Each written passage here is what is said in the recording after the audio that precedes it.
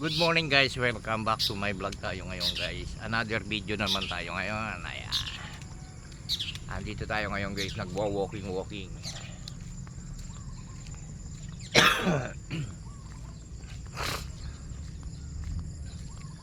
Grabe guys, ang tinamaan nitong kidlat dito nung mga 3 days o 4 days na.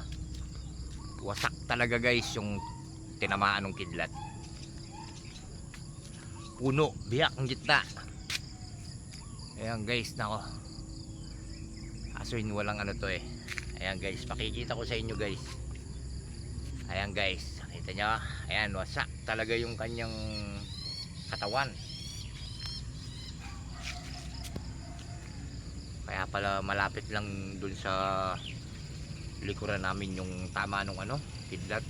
Grabe, lakas talaga.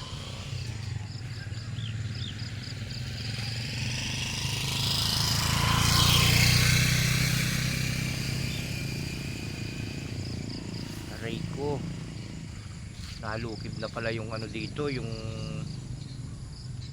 itong dito sa may dahanan.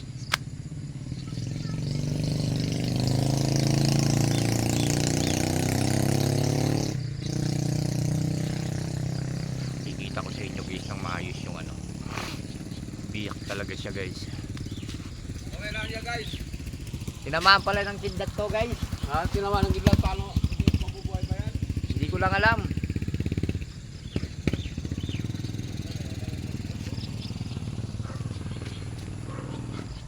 Buti guys, nung tinamaan ng kidlat to, walang nagtatrabaho dito sa may solar.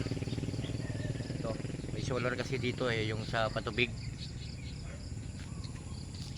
Buti walang, parang araw yata ng linggo yun eh. Lakas talaga, si malakas.